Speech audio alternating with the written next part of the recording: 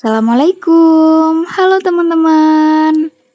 Di video kali ini, kita akan latihan bersama soal-soal P3K. Tanpa berlama-lama, kita langsung saja ke soal yang pertama.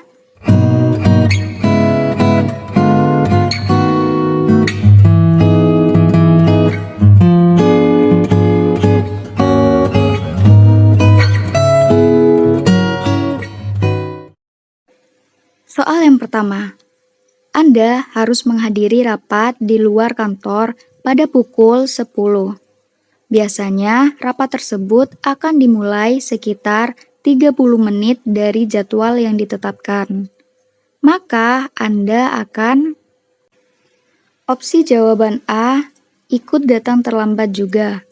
B, datang lebih awal dari yang ditetapkan. C, datang bila rekan Anda telah memberi kabar bahwa rapat itu sudah dimulai. D, ikut kebiasaan kantor saja. Nah, di sini kita diminta untuk menghadiri rapat di luar kantor. Nah, rapat ini dimulai sekitar 30 menit dari jadwal yang ditetapkan. Dari beberapa opsi pilihan yang ada, teman-teman harus memilih jawaban yang menunjukkan bahwa teman-teman disiplin terhadap waktu. Untuk opsi jawaban yang A, sudah pasti tidak menunjukkan disiplin terhadap waktu, karena sengaja datang terlambat. Opsi jawaban B ini sudah tepat, tapi kita perlu baca lagi opsi yang lainnya. C ini sama saja dengan opsi A yang datang terlambat, karena meminta teman yang lain untuk mengabari ketika rapat sudah dimulai. Dan jawaban D juga tidak mencerminkan sikap disiplin. Jadi, jawaban yang tepat adalah B. Soal nomor 2. Jika saya memiliki bawahan yang kompetensinya rendah, maka saya akan A. Menuntut untuk meningkatkan kemampuannya. B. Menegaskan bila dia tidak meningkatkan kemampuannya, maka saya tidak segan akan memberhentikannya. C. Meminta atasan saya untuk memindahkannya ke unit yang lain. D. Membimbingnya dan memintanya untuk meningkatkan kemampuannya. Posisi kita pada soal ini adalah sebagai atasan yang memiliki karyawan berkompetensi rendah. Maka, sikap kita yang tepat adalah jawaban A ini tidak mencerminkan atasan yang baik karena langsung menuntut karyawan untuk meningkatkan kemampuannya. Bisa jadi karyawan tersebut sebenarnya mampu, hanya saja perlu bimbingan. Jawaban B juga tidak tepat karena langsung memberhentikannya. Jawaban C juga kurang tepat. Nah, jawaban D ini merupakan jawaban yang paling tepat, karena selain diminta untuk meningkatkan kemampuannya, kita juga membimbing karyawan tersebut. Soal nomor 3. Setiap hari kerja, saya masuk kantor paling awal dibandingkan pegawai yang lain. Setelah tiba di kantor, yang saya lakukan adalah A. Membaca koran. B. Memulai pekerjaan yang tertunda kemarin. C. Membuat rencana kerja. D. Mengobrol dengan rekan kerja yang sudah datang. Jawaban A ini kurang tepat ya teman-teman. Daripada membaca koran, lebih baik mengerjakan aktivitas yang lain. Jawaban B tidak tepat karena pekerjaan yang kemarin harusnya diselesaikan kemarin juga. Jawaban C ini benar. Kita membuat rencana kerja bisa pada hari itu atau di hari-hari selanjutnya. Sementara jawaban D ini juga kurang tepat. Selanjutnya, soal nomor 4. Ketika sedang presentasi di sebuah pelatihan, saya menerima pesan singkat dari keluarga bahwa anak saya yang kecil dirawat di rumah sakit karena keracunan makanan. Reaksi saya adalah A. Menghentikan presentasi dan langsung menuju ke rumah sakit. B. Mencari tahu kondisi anak saya, lalu memutuskan apakah tetap presentasi atau ke rumah sakit. C. Melanjutkan presentasi. D. Menghentikan presentasi dan mencari tahu kondisi anak saya. Anggaplah posisi kita sebagai pemateri yang sedang presentasi di sebuah pelatihan dan mendapat kabar kurang baik dari keluarga karena anak kita masuk ke rumah sakit. Nah, kalau teman-teman ada di posisi itu, kira-kira jawaban mana yang paling tepat? Untuk opsi jawaban A, kita tidak bisa langsung menghentikan presentasi karena itu merupakan tanggung jawab kita. Opsi jawaban B ini tepat karena melihat urgensi dahulu. Jika memang tidak terlalu darurat dan ada keluarga yang mendampingi di rumah sakit, maka kita bisa melanjutkan presentasi hingga selesai, lalu pergi ke rumah sakit. Jadi jawaban C dan D sudah tidak mungkin masuk ke jawaban yang tepat. Nomor 5. Respon saya ketika dihadapkan dengan perubahan yang mendadak adalah A. Penuh harapan akan perubahan. B. Tertekan karena cemas dampak yang akan terjadi. C. Pesimis karena tidak dilibatkan dalam proses awal. D. Berhati-hati memetakan dampak politis perubahan. Dalam menghadapi perubahan, kita harus selalu siap, bahkan jika perubahan itu mendadak sekalipun. Opsi jawaban A menandakan kita tidak siap dengan perubahan yang terjadi. Jawaban B dan C sudah pasti kita juga tidak siap karena merasa tertekan dan cemas terhadap perubahan yang ada. Jadi, jawaban yang tepat adalah D. Soal nomor 6. Jika saya dimutasi ke unit lain, di mana unit tersebut terdapat seseorang yang tidak suka dengan saya, maka saya A. Meminta atasan agar tidak memindahkan saya ke unit tersebut. B. Biasa saja dan mencoba untuk acuh tak acuh. C.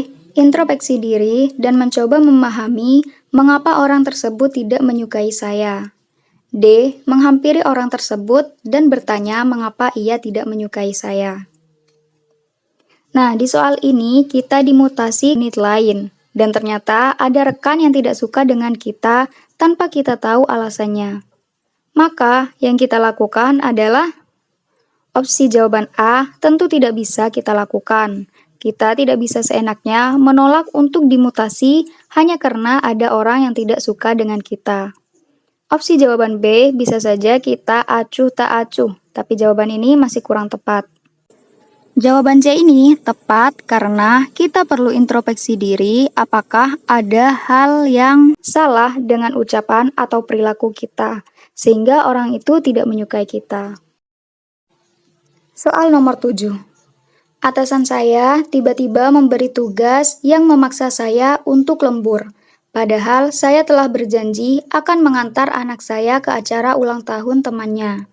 Yang harus saya lakukan adalah A. Menerima tugas dan batalkan janji dengan baik. B. Menyarankan kepada atasan untuk memberikan tugas kepada pegawai lain. C. Meminta bantuan teman untuk mengerjakannya. D. Menerima tugas namun meminta izin untuk mengantarkan anak terlebih dahulu dan kembali ke kantor untuk menyelesaikan tugas.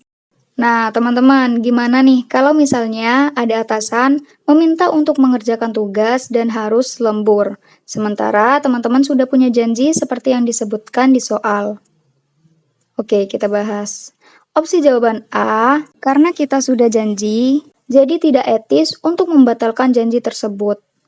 Opsi B ini tidak bisa dijadikan alasan untuk menolak tugas yang sudah dipercayakan oleh atasan kepada kita. Opsi C kurang tepat karena tugas ini yang diberikan atasan kepada kita seorang, bukan tugas tim. Jadi jawaban yang tepat adalah D. Soal nomor 8. Ketika atasan saya menyuruh saya untuk mengerjakan pekerjaan yang resikonya besar, maka saya akan A. Takut namun tetap menerimanya. B. Menerimanya dan meminta doanya. C. Menerimanya dan yakin saya pasti bisa. D. Menerimanya jika atasan tetap bersikeras. Kita hindari jawaban-jawaban yang negatif seperti pesimis atau merasa tertekan. Di opsi jawaban A tentu saja tidak tepat karena kita merasa takut dan tidak yakin dengan kemampuan yang kita miliki.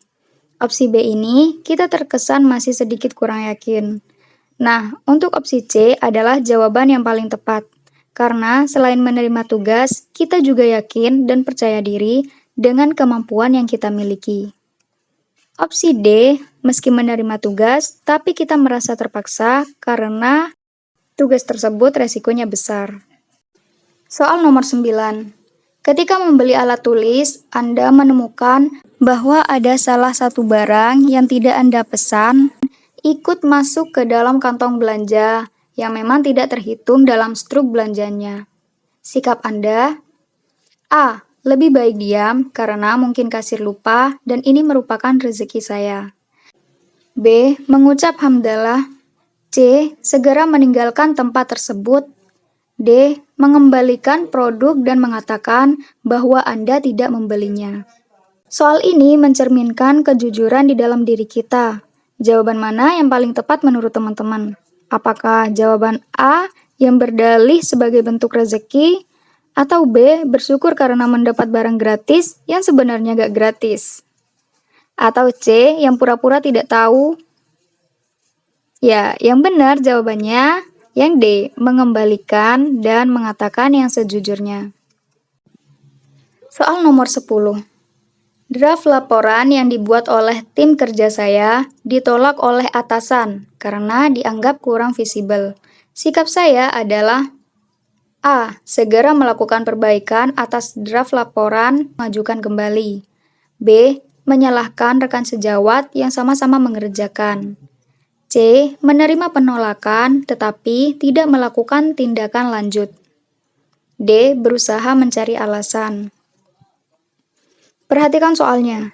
Ini merupakan kerjasama tim yang ditolak oleh atasan karena alasan yang sudah disebutkan. Sikap kita sebaiknya, nah ini opsi jawabannya yang A. Segera melakukan perbaikan atas draft laporan dan mengajukan kembali. Kita keep dulu.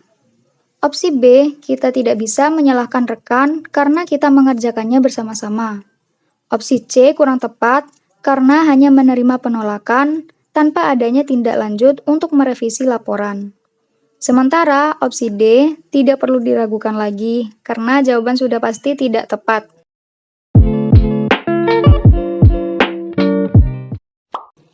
Nah, teman-teman, ada satu bonus soal. Kira-kira jawabannya yang mana ya? Yuk, coba dijawab di kolom komentar. Aku tunggu ya jawabannya beserta alasan memilih jawaban tersebut. Oh iya, kalau teman-teman punya jawaban lain bisa ditulis di kolom komentar juga ya, karena kita sama-sama belajar. Oke teman-teman, sampai di sini dulu belajar barengnya. Jangan lupa subscribe, like, dan share video ini supaya sampai ke teman-teman yang lain. See you next video, bye-bye!